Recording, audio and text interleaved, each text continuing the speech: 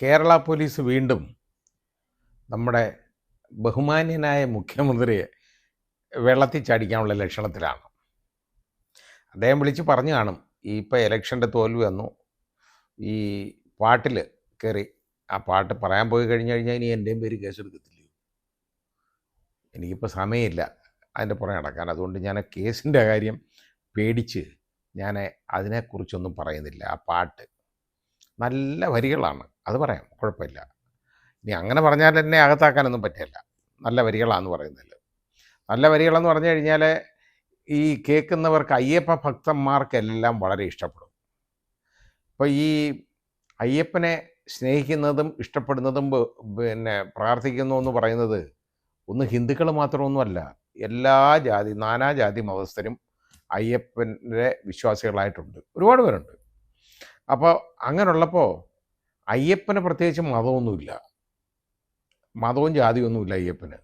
അപ്പോൾ അത് കാരണം അയ്യപ്പൻ്റെ മതത്തിനെ തത്വങ്ങളെ ഹനിച്ചെന്നൊക്കെ പറയുന്ന വർത്തമാനം എന്ന് പറയുന്നത് വളരെ തെറ്റാണ്. അപ്പോൾ അതുകൊണ്ട് എന്നാലും ഈ പാട്ട് ഈ ഇലക്ഷനെ ഒരുപാട് ബാധിച്ചെന്ന് അങ്ങ് ഇടത് മുന്നണി കണക്കൂട്ടി. ഇടത് മുന്നണിയല്ല, നമ്മുടെ ബഹുമാന്യനായ മുഖ്യമന്ത്രി ഇങ്ങനെ ആരോ തെറ്റിദ്ധരിപ്പിച്ച് വെച്ചേക്കാണ്. ആ പാട്ടെല്ലാവരും ഇഷ്ടപ്പെടും, ശരിയാണ്. കാരണം അവിടെ കൊള്ളയടിച്ചതിനകത്ത് ആക്ഷേപമൊന്നുമില്ല. അതിൽ അയ്യപ്പ ഭഗവാനെ വിശ്വസിക്കുന്ന വിശ്വാസികൾക്കൊന്നും യാതൊരു മനപ്രയാസമില്ല, അവരുടെ മതത്തെ ഒന്നും ബാധിക്കുന്നില്ല.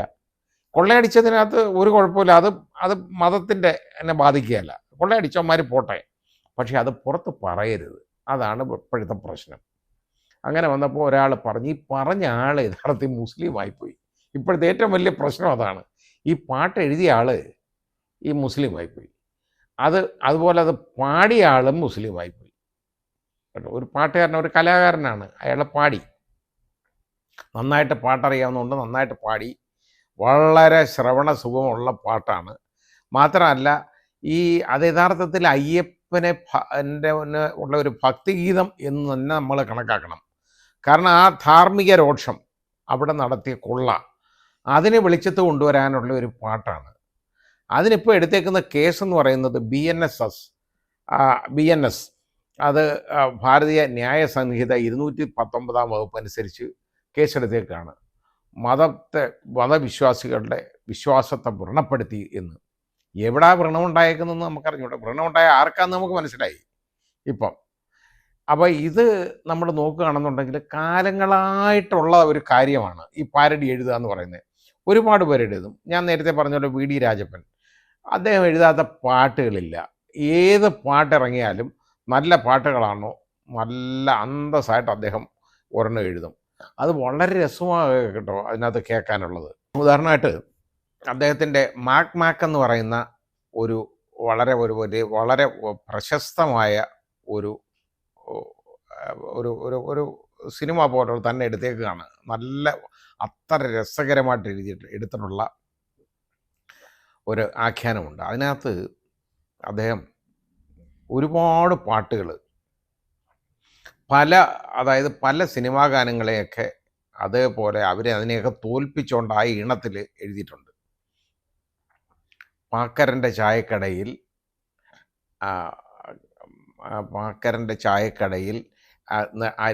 കടയടയ്ക്കുമ്പോൾ അരയാതെ കിടക്കുന്ന അരമുറി തേങ്ങയാണ് നീ എന്നൊക്കെ പറഞ്ഞുള്ള പാട്ടുകളുണ്ട്. വളരെ രസകരമായ പാട്ടാണ്. ഞാനിത് മുഴുവൻ കേൾക്കുന്നതായിരുന്നു, ഇപ്പോൾ എല്ലാം ഓർമ്മയില്ല. അദ്ദേഹമായിട്ട് എനിക്ക് അടുപ്പമുണ്ടായിരുന്നു, ഞങ്ങൾ പല വേദികളും കണ്ടിട്ടുണ്ട്. വളരെ സരസനായ ഒരു മനുഷ്യനാണ്. സിനിമയിലൊക്കെ ഒരുപാട് അഭിനയിച്ചിട്ടുണ്ട്. അതൊക്കെ ഒരു നല്ല രസകരമായ രീതിയിൽ അഭിനയിക്കാൻ കഴിവുള്ള ഒരു മനുഷ്യനാണ് അദ്ദേഹം. ഇത് ഒരുപാട് പാരഡികൾ എഴുതിയിട്ടുണ്ട്. ഇതുപോലെ ഇതൊന്നുമല്ല, പിന്നെ വേറെ തിരുവനന്തപുരത്താണെങ്കിൽ നന്തൻകോട് സൂ എന്ന് പറയുന്ന ഒരാളുണ്ടായിരുന്നു. അതിലിപ്പോൾ ഉണ്ടോയെന്ന് എനിക്കറിയില്ല. ഇതേപോലെ എഴുതും, ഒരുപാട് പാരഡികൾ എഴുതും. അങ്ങനെ ഒരുപാട് ആളുകളുണ്ട്. പക്ഷേ ഇപ്പോൾ ഈ പാട്ടെഴുതിയ ആളെന്ന് പറയുന്നത്, അദ്ദേഹം അങ്ങനെ ഒരു സബ്ജക്റ്റ് എഴുതി കഴിഞ്ഞാൽ എഴുതും. ഇപ്പോൾ CPMക്കാർ പോയി അദ്ദേഹത്തിൻ്റെ അടുത്ത് പറഞ്ഞു, നിങ്ങൾ ഞങ്ങൾക്കെതിരെ ഇങ്ങനൊരു പാട്ടെഴുതി കളഞ്ഞല്ലോ എന്ന് പറഞ്ഞപ്പോൾ നിങ്ങളൊരു സബ്ജക്റ്റ് കൊണ്ടുപോവാ, ഞാൻ എഴുതിത്തരാം എന്നാ പറയുന്നത്. കാരണം അത് ഞാൻ പറഞ്ഞില്ലേ, അത് അദ്ദേഹത്തിൻ്റെ ആവിഷ്കാര സ്വാതന്ത്ര്യമാണ്. ഇത് ഇപ്പം ഈ കേസെടുക്കാൻ പോകുന്നതിൽ 299 എന്ന് പറയുന്ന ഓഫൻസ് അതിൽ നിൽക്കത്തില്ല, ഒരു കാരണവശാലും നിൽക്കുകയല്ല. മുഖ്യമന്ത്രി നാണം കെടാനുള്ള പരിപാടിയാണ് ഈ നടക്കുന്നത്. ഇനി അത് മാത്രമല്ല, ഇത് കഴിഞ്ഞാൽ നമ്മുടെ ആർട്ടിക്കിൾ 19, അതായത് ഫണ്ടമെൻ്റൽ ഫ്രീഡം ഉണ്ടല്ലോ, അതിൽ 19(1)(a) അതിനകത്ത് വരുന്ന freedom of speech and expression, അതിൻ്റെ വയലേഷനാണ് ഈ കേസ് എന്ന് പറയുന്നത്. ഭരണഘടനാ തത്വങ്ങൾക്കെതിരാണ്. അതേപോലെ ആർട്ടിക്കിൾ 25 റൈറ്റ് ടു, അതായത് റിലിജ്യൻ, ഫ്രീഡം ഓഫ് റിലിജ്യൻ, അതായത് freedom to practice, profess and propagate religion. ഇത് പ്രൊപ്പഗേറ്റ് ചെയ്താൽ എന്താ കുഴപ്പം? ഇത് അയ്യപ്പ വിശ്വാസികൾ ഇഷ്ടപ്പെടുന്നുണ്ടല്ലോ. ഇനി ഇത് മാത്രമല്ല, ഇത് ആരൊക്കെ ഇഷ്ടപ്പെട്ടെന്ന് നമ്മൾ നോക്കിക്കഴിഞ്ഞാൽ ഇവർ തന്നെ പറയുന്നത് ഇതൊക്കെ BJP-ക്കാർ ആണെങ്കിൽ ഈ അയ്യപ്പൻ്റെ വളരെ അടുത്ത ആളുകളാണെന്നല്ലേ ഇവർ പറഞ്ഞുകൊണ്ടാകുന്നത്.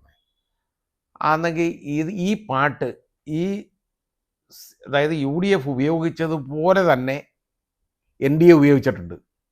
അതാണ് പ്രശ്നം. അപ്പം അതൊന്നും പ്രശ്നമല്ലേ? ഇനി ഈ പാട്ട് എല്ലാം ഇതിൽ നിന്നൊക്കെ നീക്കാൻ പോവാന്ന് സോഷ്യൽ മീഡിയയിൽ നിന്ന്. ഇവന്മാരാരായത് നീക്കാൻ? ഇവിടുത്തെ പോലീസുകാർ. നാണമില്ല ഇതൊക്കെ പറയാൻ. ഇതെന്ത് നീക്കാനേ?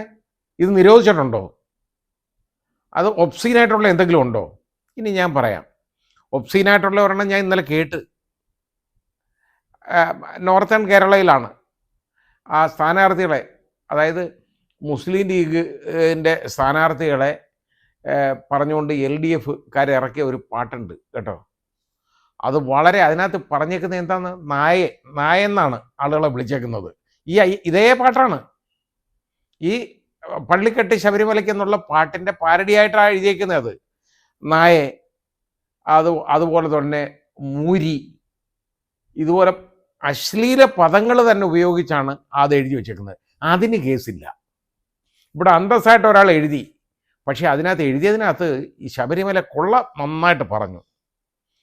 അതുപോലെ അവിടെ സ്ത്രീകളെ കയറ്റിയതിൻ്റെ കാര്യവും പറഞ്ഞു. ഇങ്ങനെയുള്ള കാര്യങ്ങൾ, അതുപോലെ വയനാടിലെ ദുരന്തത്തെക്കുറിച്ച് പറഞ്ഞു. ഇതെല്ലാം പറഞ്ഞുകൊണ്ടുള്ള ഒരു പാട്ടാണ്. അതൊന്നും സഹിക്കത്തില്ല. വലിയ പാടാണ് സഹിക്കാൻ. ഇത്രയും അസഹിഷ്ണുത കാണിക്കരുത് ഒരിക്കലും. ഇത് ആവിഷ്കാര സ്വാതന്ത്ര്യത്തിനെതിരെയുള്ള കടന്നുകയറ്റമാണ് ഈ പാട്ടിനെതിരെ നീങ്ങുക എന്ന് പറയുന്നത്. ഒരിക്കലും ശരിയല്ല. ഇനി ഈ പാട്ട് എനിക്കിതൊന്ന് പാടണമെന്നുണ്ട്. പാടാനൊന്നും എനിക്ക് അറിഞ്ഞുകൂടെങ്കിൽ പോലും എനിക്ക് വളരെ ഇഷ്ടപ്പെട്ടു കേട്ടോ ഈ പാട്ട്. ഞാനുള്ള കാര്യം പറയാം. എനിക്ക് ഇഷ്ടപ്പെട്ടു എന്നുള്ള കാര്യം കൊണ്ട് എൻ്റെ പേര് കേസെടുക്കാൻ ഒക്കത്തില്ലല്ലോ. രഹസ്യമായിട്ട് ഒരുപാട് CPM-കാർക്കും ഇത് ഇഷ്ടപ്പെട്ടിട്ടുണ്ട്. ഇപ്പം അത് ഇനിയിപ്പോൾ ഇന്ന് വരെ ഞാൻ പറയട്ടെ, ഈ കൊള്ളയടിച്ചവന്മാർ യഥാർത്ഥ CPM നേതാക്കളെ ഇതുവരെ പാർട്ടിയിൽ നിന്ന് പുറത്താക്കാനോ അല്ലെങ്കിൽ അവർക്കെതിരെ എന്തെങ്കിലും നടപടി എടുക്കാനോ തുനിഞ്ഞിട്ടുണ്ടോ? അങ്ങനെ ഒരു പാരമ്പര്യം ഞങ്ങൾക്കില്ല. കുറ്റപത്രം കൊടുക്കുമ്പോൾ കാണാം. കുറ്റപത്രം കൊടുക്കുമ്പോൾ കാണുന്നത് എന്തുവെന്നറിയോ? കേസ് കോടതിയിലല്ലേ, കോടതി തീരുമാനിക്കട്ടെ. ഉടനെ കോടതി തീരുമാനിക്കും, ശിക്ഷിക്കും. ശിക്ഷിച്ചു കഴിഞ്ഞാലോ ഇനി അപ്പീലില്ലേ? ഇത് ആദ്യമൊന്നുമല്ലല്ലോ, ഇത് ആദ്യ വിചാരണ കോടതിയുടെ വിധിയല്ലേ. ഇതിൻ്റെ മേളിലൊക്കെ എത്രയോ അപ്പീലുണ്ട്. ഇതാണ് കാഴ്ചപ്പാട്. ഈ കാഴ്ചപ്പാടെന്ന് പറയുന്നുണ്ടല്ലോ, ഇത് ജനങ്ങൾ ഇഷ്ടപ്പെടും എന്ന് നിങ്ങൾ പ്രതീക്ഷിക്കരുത്. തെറ്റാണ് ഈ ചെയ്യുന്നത്. ഇപ്പോൾ ഈ കേസെടുത്തത് എന്ന് പറഞ്ഞാൽ അവർക്കൊന്നും സംഭവിക്കാൻ പോകുന്നില്ല. പക്ഷേ അവരെ കുറേ മെനുകെടുത്താൻ പറ്റും. പോലീസ് നിങ്ങളുടെ ഇരിപ്പുണ്ട്, നിങ്ങൾക്കിതൊക്കെ ചെയ്യാം, എന്ത് വൃത്തികേടും കാണിക്കാം പോലീസിനെ വെച്ചുകൊണ്ട്. ഈ പോലീസ് എന്ന് പറയുന്ന കുറേ ആളുകൾ നടപ്പുണ്ട് ഇതുപോലുള്ള കാര്യങ്ങൾ വിവരക്കേട് ചെയ്യാൻ. ഏത് അഡ്വൈസാണ് നിങ്ങൾക്ക് കിട്ടിയേ? ലീഗൽ അഡ്വൈസല്ലേ കിട്ടിയിരിക്കുന്നത്? ഇല്ലീഗൽ അഡ്വൈസാണ്. അതാദ്യം തിരിച്ചറിയണം. തെറ്റാണ് ഇത് നിൽക്കുന്ന ഒരു കാര്യമല്ല. ഒരു ഈണം ഒരാളുണ്ടാക്കി, അതിനെന്താ തെറ്റ്?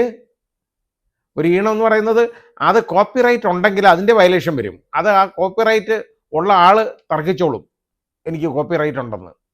ഈണം നൽകിയ ആൾ, ആ ഈണം എത്രയോ പേരെടുത്തിട്ടുണ്ട്. കലാഭവൻ മണി ഈ പണ്ട് തന്നെ, അതായത് നമ്മുടെ ശ്രീ K. കരുണാകരൻ മുഖ്യമന്ത്രി ആയിരിക്കുന്ന സമയത്താണ് അദ്ദേഹത്തിൻ്റെ സ്പീഡ് എന്ന് പറയുന്നത് എല്ലാവരും അറിയുന്നതാണ്. അദ്ദേഹത്തിന് ഭയങ്കര ഫാസ്റ്റായിട്ട് പോകണം, അത് നിർബന്ധമാണ്. എന്തിനാ പോകുന്നതെന്നൊന്നും എനിക്ക് അറിഞ്ഞൂടാ, പക്ഷെ പോയാൽ അങ്ങനെ ഫാസ്റ്റായിട്ടേ പോകത്തുള്ളൂ. ഒരുപാട് അപകടങ്ങളും ഫാസ്റ്റായിട്ട് പോയി ഉണ്ടാക്കിയിട്ടുണ്ട്. പക്ഷേ നിർബന്ധമായിട്ടും അത്രയും സ്പീഡിൽ വണ്ടി ഓടിച്ചോണം. അപ്പോൾ അത് റോഡിൽ കൂടെ ആളുകൾക്ക് സഞ്ചാര സ്വാതന്ത്ര്യം പോലും ഇല്ല അന്ന് ഈ രീതിയിൽ വരുമ്പോൾ.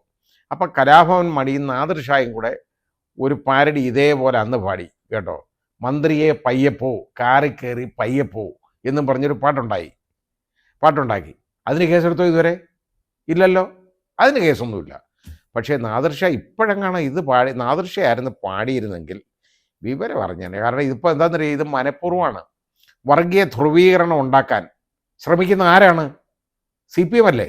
അതല്ലേ എൻ്റെ ഉദാഹരണം. നിങ്ങൾ ഇതേപോലെ തെറി പറഞ്ഞ് പാട്ട് എഴുതിയതിന് കുഴപ്പമൊന്നുമില്ല, അത് ആസ്വദിക്കുന്നതിനും പ്രശ്നമില്ല. ഒരു വാർഡിലൊരു മെമ്പർ ജയിച്ചപ്പം അയാളുടെ വിജയാഹ്ലാദത്തിന് വെച്ച പാട്ടാണത്.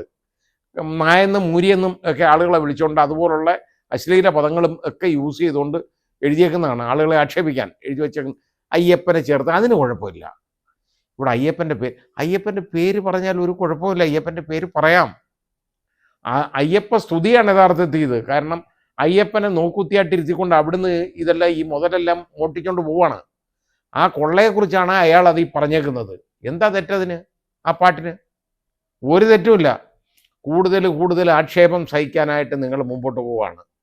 ഇനിയിപ്പോൾ ഏതായാലും വലിയ നടപടിയൊന്നും വേണ്ടെന്ന് പറഞ്ഞു. പിന്നെന്തോ ചെറിയ നടപടി? ഈ പാട്ട് ഇപ്പോഴത്തെ ആവശ്യം ഈ പാട്ടങ്ങ് ഒഴിവാക്കണം. ജനങ്ങളുടെ ഹൃദയത്തിൽ ആഴത്തിൽ പതിഞ്ഞുപോയ ഒരു പാട്ടായത് കേട്ടോ. ഇനി ഇത് നിങ്ങൾ നിരോധിച്ചാൽ എന്താ കാര്യം? കേൾക്കേണ്ടവർ മുഴുവൻ ഇത് കേട്ടു. ഇവർ ഈ കേസെടുക്കാൻ വേണ്ടി കംപ്ലൈൻറ്റിനെ കണ്ടുപിടിക്കാനായിട്ട് വളരെ ശ്രമിച്ചു. അവസാനം അവർക്കൊരു നല്ല കംപ്ലൈൻറ്റിനെ കിട്ടി. തിരുവാഭരണ പാത സംരക്ഷണ സമിതി അതിൻ്റെ പ്രസിഡൻ്റാണെന്നും പറഞ്ഞുകൊണ്ട് ഒരാൾ വന്നു, പ്രസാദ് കുഴിക്കാല. അയാളാണ് കംപ്ലൈനൻറ്റ്. അയാൾ അത് പറയപ്പെടുന്നത് മാർക്സിസ്റ്റ് പാർട്ടിയുടെ, അതായത് CPMൻ്റെ ഒരു മെമ്പറാണെന്നാണ് പറയപ്പെടുന്നത്. അയാൾക്ക് അതൊന്നും ഇല്ല എന്നുള്ളത് അയാൾ അവകാശപ്പെടുന്നുണ്ട്. അയാൾ അയ്യപ്പനെ ഭക്തനാണ്, അതുകൊണ്ട് അത് വളരെ വലിയ കുഴപ്പമാണ് ചെയ്തേക്കുന്നതെന്നൊക്കെ വളരെ ഗമയിലിരുന്ന് പറയുന്നതും കണ്ടു. പക്ഷേ അഡ്വക്കേറ്റ് ഹരിദാസ് ഹിന്ദു മുന്നണിയുടെ ഒരു നേതാവാണ്. അദ്ദേഹം യഥാർത്ഥ പ്രസിഡന്റ്, അതായത് തിരുവാഭരണ പാത സംരക്ഷണ സമിതിയുടെ യഥാർത്ഥ പ്രസിഡന്റ് അദ്ദേഹമാണെന്നാണ് അദ്ദേഹം പറയുന്നത്. അത് മാത്രമല്ല, ഇയാളെ ഇതിൽ നിന്ന് നേരത്തെ ഈ കുഴിക്കാലയെ ഇതിൽ നിന്ന് പുറത്താക്കിയത് ആളാണ് എന്ന് പറഞ്ഞു. ആ സമിതിയിൽ നിന്ന് പുറത്താക്കി കഴിഞ്ഞപ്പോൾ കുഴിക്കാല പോയി തന്നെത്താൻ ഒരു സമിതി വീണ്ടും ഒരെണ്ണം, അത് ആ സമിതിയുടെ ഇപ്പോൾ പുതിയൊരു സമിതി ഉണ്ടാക്കി അതിൻ്റെ പ്രസിഡന്റ് അയാളാണെന്ന് അവകാശപ്പെടുന്നതെന്നാണ് ഹരിദാസ് പറയുന്നത്. ആരാ പറയുന്നത്? വിശ്വാസയോഗ്യമായ വാക്കുകൾ ഹരിദാസിൻ്റെ ആണെന്ന് കേട്ടപ്പോൾ തോന്നുന്നു. ഇനി എനിക്കറിയില്ല എന്താണ്. ഏതായാലും ശരി, ഇപ്പോൾ ഇവർ തമ്മിൽ ഇങ്ങനെ ഒരു അടിയുണ്ട്. അപ്പോൾ ഇങ്ങനെ ഒരാളെ കണ്ടുപിടിച്ച് കൊണ്ടുവന്ന് ഒരു കംപ്ലൈൻറ്റ് കൊടുപ്പിക്കാനായിട്ട് ഇയാളെ മുമ്പിൽ നിർത്തി ഒരു കംപ്ലൈൻറ്റ് കൊടുപ്പിച്ച് കേസെടുക്കാൻ വേണ്ടി ചെയ്തേക്കുന്ന ഒരു പണിയാണ്. ഏതായാലും അവർ തമ്മിൽ അഡ്വക്കേറ്റ് ഹരിദാസും അതുപോലെ തന്നെ ഈ പ്രസാദ് കുഴിക്കാലയും തമ്മിൽ തീരുമാനിക്കട്ടെ അതിൽ ആർക്കാണ് അവകാശം, അധികാരം എന്നുള്ളത്. ആദ്യം അവർ തമ്മിൽ ഒന്ന് അടി മാറ്റിയിട്ട് പോരെ ഈ കേസെടുക്കുന്നത്. ഇന്നലെ ഏഷ്യാനെറ്റ് ന്യൂസിലും ന്യൂസ് അവറിൽ ഈ അഡ്വക്കേറ്റ് ഹരിദാസ് വന്ന് ഇതിനെക്കുറിച്ച് ശരിയായ വിശദമായ ഒരു വിവരം നൽകി. അത് പറഞ്ഞേക്കുന്നതെന്ന് പറഞ്ഞാൽ ഞങ്ങൾക്കാർക്കും ഇതിന് വിരോധമൊന്നുമില്ല. ഈ പാട്ടിന് എന്താ കുഴപ്പം? യാതൊരു തകരാറുമില്ല അതിന്, ഞങ്ങളാരും അതിനെതിരല്ല എന്നാണ് അദ്ദേഹം വ്യക്തമാക്കിയത്. യഥാർത്ഥത്തിൽ ഒന്നുമില്ലെന്നിരിക്കട്ടെ, ഇനി ഈ ഹരിദാസ് അല്ല കുഴിക്കാലയാണ് യഥാർത്ഥ പ്രസിഡന്റ് എന്ന് നിങ്ങളൊക്കെ അങ്ങ് തീരുമാനിച്ചോളൂ.